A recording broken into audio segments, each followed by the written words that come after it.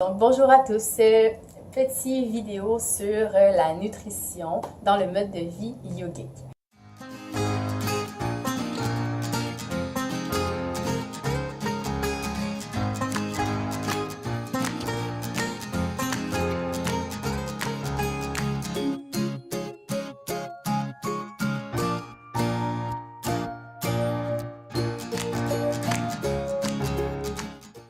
La nutrition dans le mode de vie yogique, premièrement, je vous explique, on divise ça en 3 catégories. Il y a 3 catégories de nutrition selon l'écriture yogique. Je vais me centrer dans l'image. Vous allez apprendre que j'ai un déficit d'attention. Parfois dans les capsules, je pars, je reviens. Donc, déficit d'attention, bienvenue, bonjour, je vous le présente. Donc, où est-ce que j'en étais? Mais c'est ça. Ça se divise en 3 volets. Il y a le côté sattvique, le côté rajasique et le côté tamasique. Ça peut se perpétuer dans toute la vie en général, mais là, je le ramène vraiment plus au concept de la nutrition dans le mode de vie yogique. Donc le yogi, en général, va avoir tendance à vouloir le plus possible aller vers la pureté. Parce qu'on dit que quand nous, à l'intérieur de nous, on est pur, bien, on va dégager ça, on va inspirer les gens autour de nous à être purs, ça va nous amener une pureté d'esprit, emmène la paix d'esprit. Je vous explique. La nutrition sattvique, c'est tout ce qui est vivant, tout ce qui n'a pas été transformé, tout ce qui provient de la nature, légumes frais, des fruits, tout ce qui est des noix, céréales. C'est une nutrition qui est végétarienne puisque on ne veut pas rien de mort.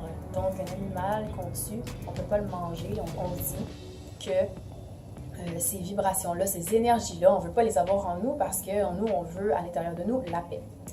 Ensuite, la nutrition rajasique, ça va être considéré comme une nutrition qui va un peu plus nous agiter. On va être moins près de la paix, de la paix intérieure, mais ça va être quand même pas si pire bon. Donc, on va aller chercher des aliments qui sont vivants, exemple des petits pois, mais qui vont être congelés. Donc, ça va être des aliments qui vont être peut-être congelés ou qui vont être comme on va les avoir cuisinés, on va les avoir laissés dans le frigidaire, puis on va les remanger le lendemain. Mais ça, c'est plus rendu rajasique. Rajasique, ça va être aussi tout ce qui est épicé. Donc, on essaie d'aller moins vers ça parce que ça nous stimule, ça va vraiment nous énergiser. Puis,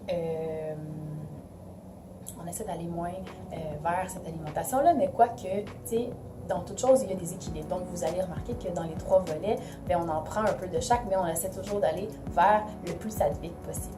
Et puis, pour terminer, il y a le côté tamasique de la nutrition du yogi. Le côté tamasique, c'est tout ce qui est très mort, sans vie, terne. Exemple, la viande, les légumes qui sont vraiment trop bouillis, que tu manges pour rien parce que tous les nutriments sont restés dans l'eau. Qu'est-ce que ça pourrait être? Quelque chose qui a été brûlé par la congélation.